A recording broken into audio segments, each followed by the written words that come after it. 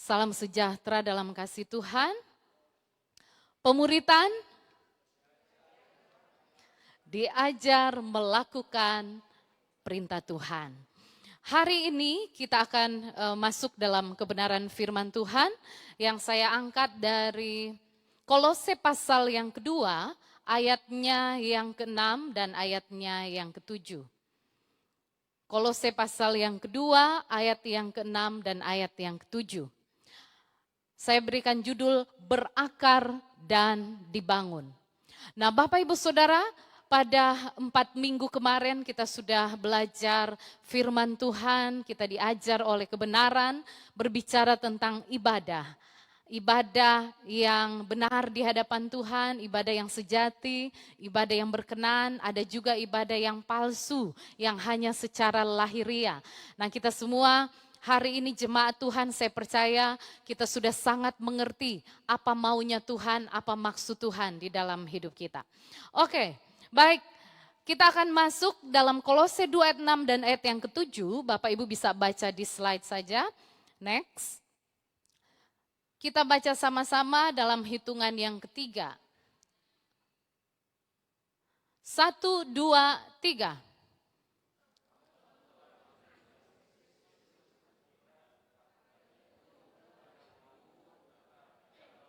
Ya, sekali lagi kita ulangi, 2, 3.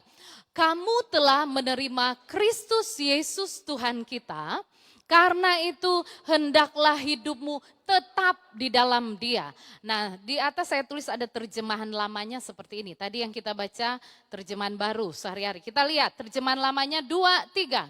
Sedang kamu sudah mengaku Kristus Yesus Tuhan itu, maka berjalanlah menurut Dia. Nah, Bapak Ibu Saudara, saya mengangkat tema ini atau judul dari khotbah saya pada sore hari ini yaitu berakar dan dibangun. Saya akan menekankan pada ayatnya yang kedua. Tapi Bapak Ibu kita belajar ayat yang ke-7. Ayat yang ke-6 berkata, kamu telah menerima Kristus Yesus Tuhan kita, karena itu hendaklah hidupmu tetap di dalam Dia.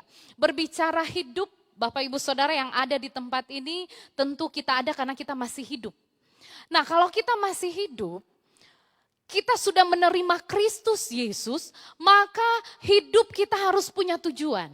Karena rupanya banyak orang yang hidup, tapi cuman sekedar menjalani hidup aja, mengalir aja. Dia nggak tahu apa tujuan hidupnya.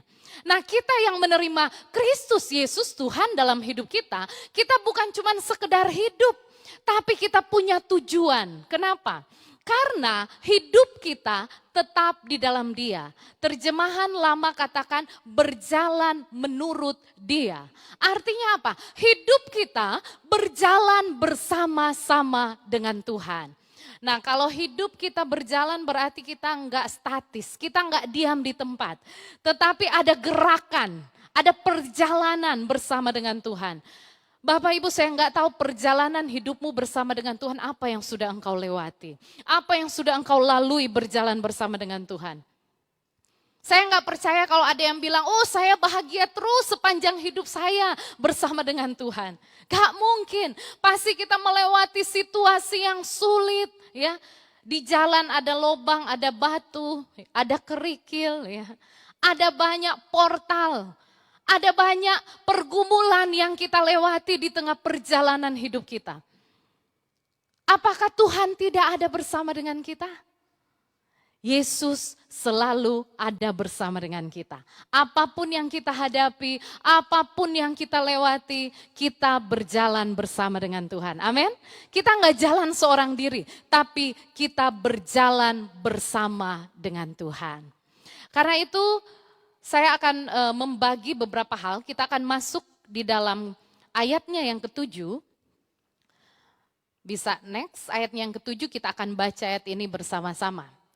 1, 2, 3. Hendaklah kamu berakar di dalam Dia dan dibangun di atas Dia. Hendaklah kamu bertambah teguh dalam iman yang telah diajarkan kepadamu dan hendaklah hatimu melimpah dengan syukur. Saya akan bagi 3 hal karena dalam ayat yang ke-7 ini ada 3 bagian ya. Ayat 7 bagian A, hendaklah kamu berakar di dalam dia dan dibangun di atas dia. Ini yang paling menjadi tekanan kita pada sore hari ini. Berbicara berakar itu berarti satu tanaman, pohon ya, berakar. Jadi pohon itu kalau akan tumbuh sudah pasti dia harus berakar dulu ke bawah, baru dia tumbuhnya ke atas. Nah, hidup kekristenan kita harus berakar dulu, yang menjadi akar itu adalah Kristus dalam hidup kita, kemudian kita membangun ke atas. Nah, ini adalah bagian Tuhan dalam hidup kita. Bukan bagian kita. Kita nggak mampu merambatkan akar kita ke dalam. Kita nggak mampu membangun ke atas. Tapi bagian Tuhan, kalau kita izinkan, maka Tuhan akan mengakarkan hidup kita dan Tuhan akan membangun hidup kita. Kalau kita temukan kata diakarkan dan dibangun. Di dalam ayat ini lebih jelas sekali bahwa hidup kekristenan kita itu diakarkan oleh Tuhan dan dibangun oleh Tuhan. Ada 2 contoh yang diberikan oleh firman yang tadi saya katakan tanaman karena berbicara akar ya. Kemudian bangunan, dibangun di atas dasar kebenaran firman Tuhan. 2 hal ini nggak bisa dipisahkan. Karena sesuatu yang berakar benar ke bawah, maka ke atasnya akan baik. Nah, Bapak Ibu Saudara, kalau tanaman bonsai itu Bapak Ibu dia pendek aja. Tapi akarnya ke bawah. Tapi dia bertumbuhnya cuma pendek. Nah, kehidupan kekristenan kita nggak boleh seperti pohon bonsai. Kita harus berakar ke bawah dan tumbuh lebat keluar. Bahkan yang Tuhan mau sampai berbuah-buah. Itulah tujuan hidup kita. Boleh bilang kiri kanan, tujuan kita. Tujuan kita diakarkan, dibangun, kemudian berbuah-buah untuk Tuhan. Karena untuk apa kita punya segalanya, tapi hanya untuk diri kita sendiri. Berarti kita nggak tahu tujuan Tuhan dalam hidup kita. Berarti kita nggak tahu kita hidup berjalan bersama dengan Tuhan, kita nggak tahu arahnya kemana. Tapi saya percaya kita yang ada di tempat ini, kita sangat mengerti tujuan Tuhan dalam setiap hidup kita orang yang percaya. Nah, bagian A, tadi sudah diklik, kita akan lihat, boleh klik 1 kali. Oke.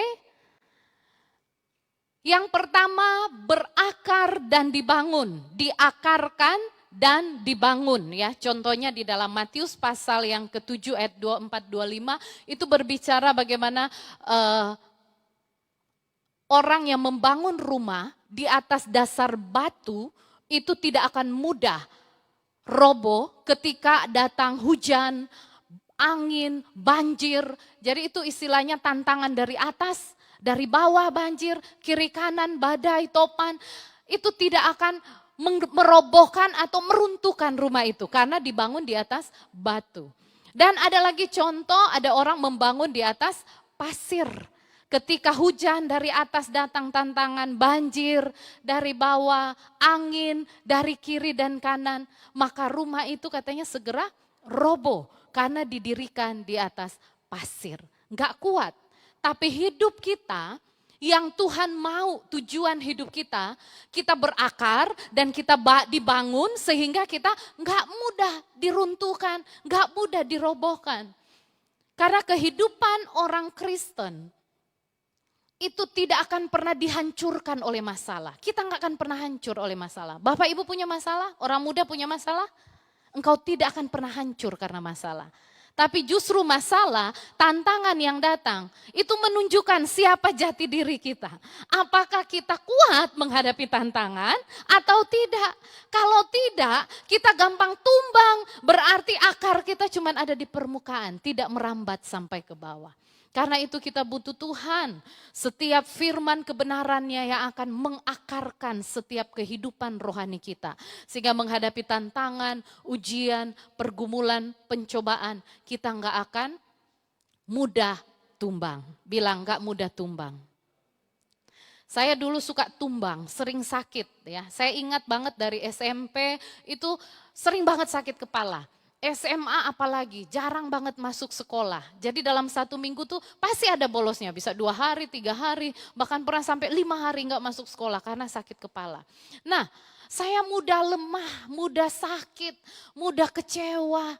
Karena apa? Waktu itu saya jauh dari Tuhan, saya belum dekat dengan Tuhan. Ketika saya mengenal pribadi Tuhan itu yang sesungguhnya, saya masuk ke pendidikan sekolah Alkitab, saya minta satu sama Tuhan. Tuhan, kalau saya ada di tempat ini, saya memberikan hidup saya untuk melayani Tuhan 100%, Tuhan harus sembuhkan saya. Itu aja permintaan saya harus sembuh dari sakit kepala. Dan benar, Bapak Ibu Saudara, Tuhan menjawab dan menyembuhkan saya. Dan saya nggak pernah lagi yang namanya sakit kepala, secara berturut-turut ya. Lama sekali saya nggak sakit kepala. Paling kalau sakit kepala ya karena terlambat makan, kurang tidur gitu ya. Tetapi saya merasa benar-benar Tuhan menyembuhkan hidup saya. Dan saya temukan, kenapa dulu saya sering sakit kepala? Karena saya ada beban, tekanan, pikiran yang nggak bisa saya tanggung. Ada persoalan dikit, langsung saya pikirin, langsung saya nggak bisa tidur dan sebagainya. Dan itu melemahkan saya. Ternyata akar saya cuma ada di permukaan. Iman saya lemah sekali. Tapi ketika saya berjumpa dengan Tuhan, Dia mengakarkan hidup saya. Sehingga ada tantangan nggak? Dari sekolah Alkitab sampai hari ini saya ada tantangan nggak? Banyak, lebih besar lagi. Ada pikiran-pikiran yang membebani nggak? Banyak. Ya. Tetapi itu tidak lagi merampas, membuat saya lemah dan membuat saya tumbang. Nah Bapak Ibu Saudara, kalau engkau diakarkan oleh Tuhan, situasi, kondisi apapun tidak akan pernah melemahkan hidupmu. Tapi engkau akan menjadi pribadi yang kuat. Engkau akan dibangun menjadi bangunan yang kokoh dan engkau akan menjadi kemuliaan bagi nama Tuhan. Amin. Nah, kita baca di atas. Tidak ada pertumbuhan yang sehat tanpa akar yang kuat. Rambut pun ya kalau akarnya sudah nggak kuat itu pasti udah sering rontok gitu ya. Nggak akan ada pertumbuhan yang kuat kalau akarnya nggak sehat. Karena itu kita mulai koreksi akar hidup kita. Apakah sehat atau sudah mulai enggak sehat? Kemudian saya tuliskan di situ akar yang menopang kehidupan kita adalah Kristus. Bukan harta, bukan keterampilan atau pencapaian-pencapaian hidup kita. Jadi kalau engkau ada, kita ada hari ini, kita hebat, kita bekerja, kita sehat, kita kuat, kita melayani, kita punya materi yang cukup. Itu bukan karena kita. Bukan karena pencapaian kita, tapi karena ada Kristus yang menjadi akar dalam setiap hidupmu. Amin. Sehingga engkau kuat, engkau mampu melewati segala tantangan karena Yesus berjalan bersama dengan engkau. Jika akar kita kuat, maka kita tidak mudah tumbang. Boleh sekali lagi katakan kalimat ini kepada yang ada di samping kiri kanan atau yang ada di rumah. Kita akan masuk bagian yang kedua. Kolose 2 ayat yang ke-7 bagian B. Di situ saya tuliskan bertambah teguh dalam iman. Kalau kita sudah diakarkan, kita sudah dibangun, maka yang kedua kita harus bertambah teguh dalam iman. Yang dimaksudkan bertambah teguh atau di dalam iman itu bukan berbicara, iman di sini bukan berbicara tentang perasaan kita atau keyakinan kita, bukan. Tetapi firman Tuhan berkata di dalam Kolose pasal yang kedua, bertambah teguh dalam iman yang diajarkan kepadamu. Jadi di sini saya tuliskan iman itu tidak timbul dari doa, pujian, dan penyembahan. Itu baik, tetapi iman itu timbulnya dari firman. Firman yang kita baca, firman yang kita dengar, dan firman yang diajarkan kepada kita. Yang kita dengar dari gembala, dari pengkhotbah, firman Tuhan itulah yang akan menjadi iman dalam hidup kita. Apakah berdoa, memuji, menyembah Tuhan itu baik? Itu sangat baik. Tetapi kalau cuma berdoa, menyembah, tidak pernah baca firman, itu nanti kebatinan. Firman itu harus menjadi senter dalam setiap hidup kita. Dalam setiap langkah kita. Dalam setiap apapun yang kita kerjakan dasarnya harus lewat firman. Kita lakukan A, firman Tuhan larang enggak? Oh kalau dilarang jangan lakukan. Kita lakukan B, dasarnya firman enggak? Ya.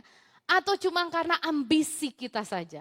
Nah Bapak Ibu Saudara, kalau orang yang berjalan dengan Tuhan, dia akan berjalan bersama-sama dengan firman-Nya. Dia tidak akan memusingkan, ya. Apakah ini untuk saya atau untuk siapa? Tapi setiap dengar firman-firman itu akan diterima dengan sukacita. Karena firman itu yang akan menjadikan akar rohani kita kuat di dalam Tuhan. Iman yang datang dari kebenaran firman Tuhan itu akan membawa kita berjalan melewati situasi, kondisi yang sulit.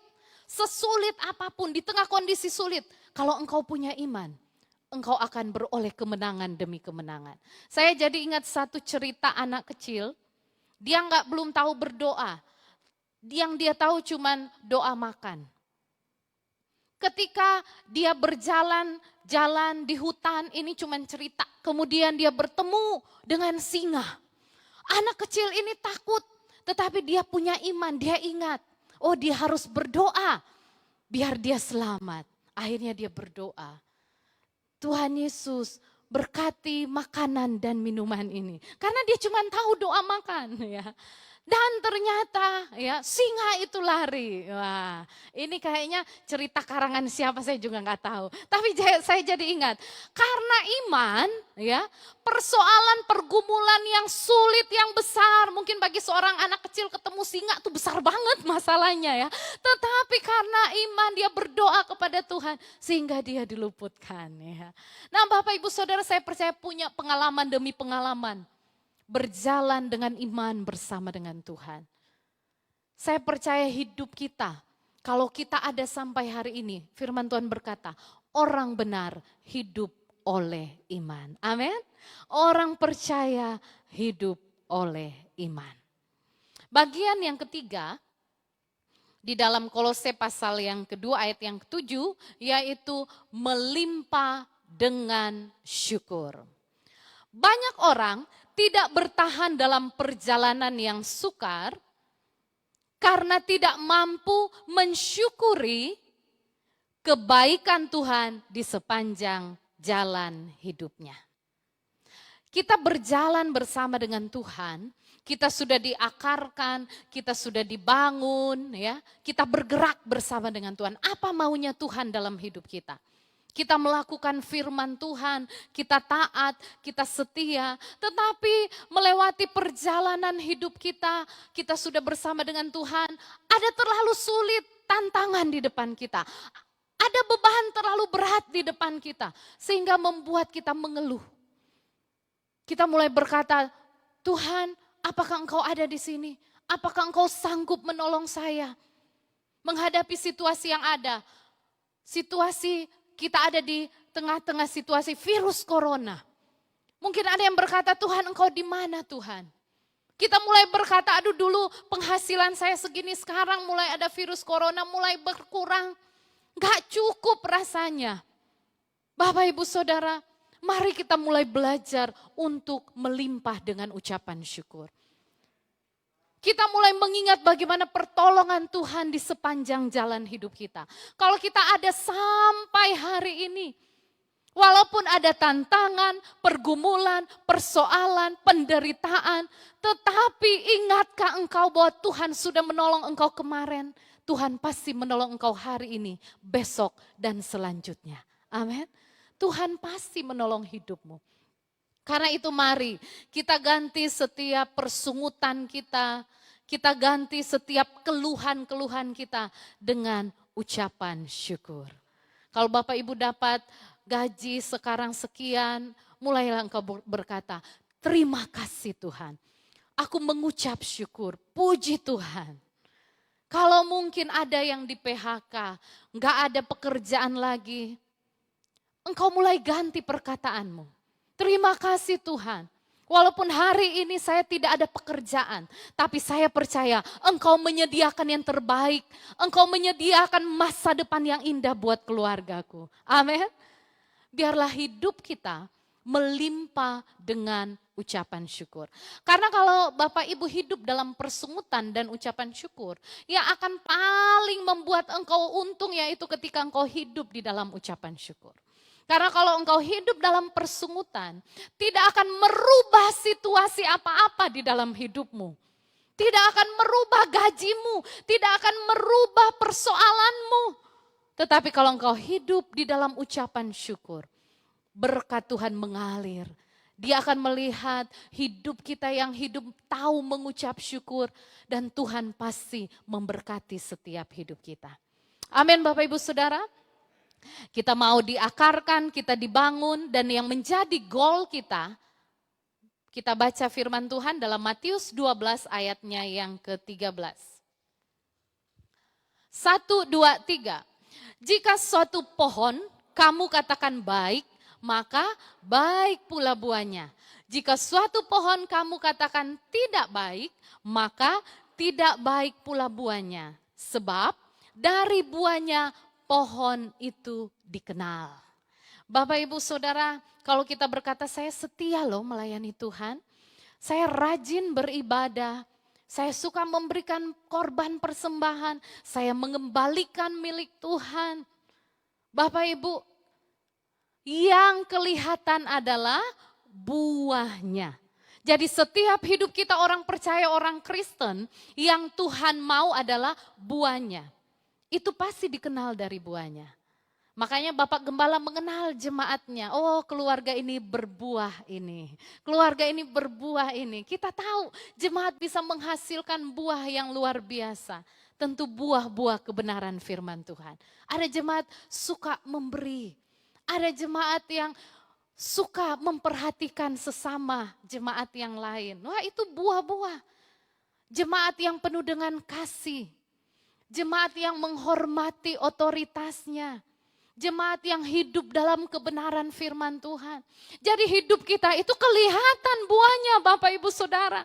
Bukan cuma kita ngomong, tapi hidup kita ada buahnya yang bisa dilihat dan dinikmati orang lain. Amin.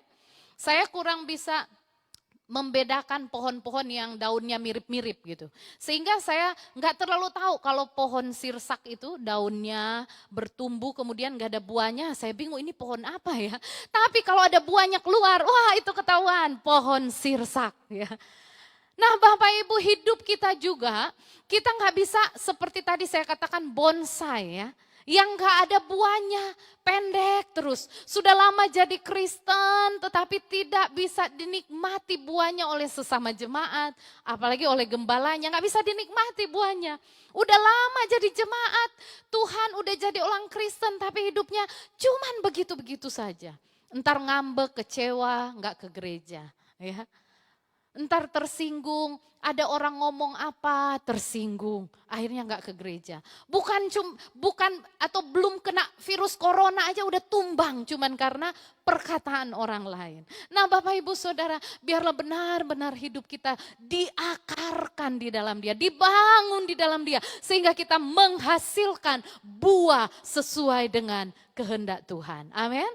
Karena dari buahnya pohon itu dikenal. Kita baca ayat firman Tuhan Matius 13 ayat yang ke-23. Firman Tuhan berkata, yuk sama-sama, 2, 3.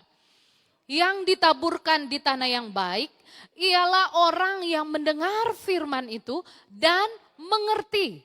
Dan karena itu ia apa? Berbuah, ada yang 100 kali lipat, ada yang 60 kali lipat, ada yang 30 kali lipat. Nah Bapak Ibu Saudara, hidup orang Kristen goalnya ini harus berbuah.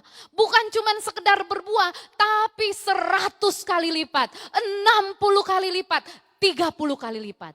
Berlipat-lipat ganda. Buah kita bisa dinikmati oleh banyak orang.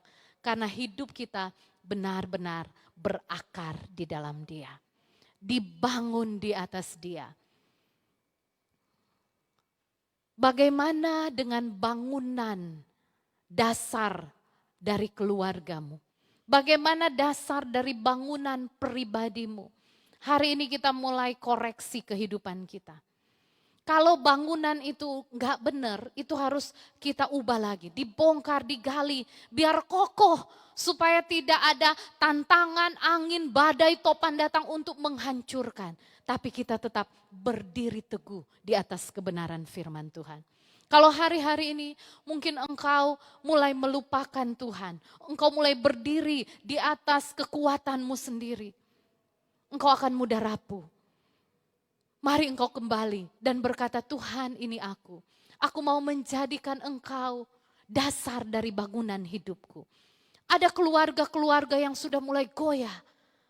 Engkau juga harus koreksi dasar bangunan dari rumah tanggamu. Kita bangun lagi. Bukan kebetulan kalau firman Tuhan datang sore hari ini. Tuhan punya tujuan, Tuhan punya maksud dalam setiap hidup kita. Engkau sebagai orang-orang muda, engkau koreksi bagaimana akarmu saat ini. Bagaimana dasar bangunanmu saat ini. Apakah engkau menaruh bangunan dasar di atas kebenaran firman Tuhan? Percayalah, mungkin engkau belum melihat hari ini. Tapi suatu saat engkau akan lihat pertolongan Tuhan itu nyata dalam hidupmu sebagai anak muda. Masa depanmu indah di dalam tangan Tuhan. Saya melewati pengalaman waktu muda, pergumulan, saya berada di kota Jakarta, banyak tantangan yang saya hadapi. Tapi satu hal yang menjadi kekuatan dan penolong dalam hidup saya, karena saya dekat dengan Tuhan. Saya bersyukur dari sejak muda saya sudah dekat dengan Tuhan. Dan itulah yang menolong hidup saya. Nah Bapak Ibu, rekan-rekan pemuda, kondisi yang ada hari-hari ini, engkau tidak bisa mengandalkan kekuatanmu. Kau nggak bisa mengandalkan pekerjaanmu. Mari engkau mulai mengandalkan Tuhan dalam hidupmu. Amin. Engkau mulai berkata, Tuhan aku izinkan engkau menjadi Tuhan dalam hidupku.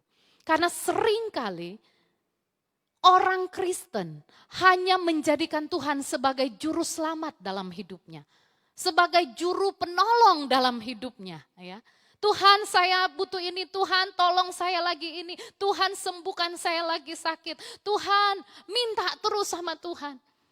Tapi tidak pernah menjadikan Tuhan Yesus itu sebagai Tuhan dalam hidupnya, otoritas dalam hidupnya, Raja yang berdaulat dalam hidupnya.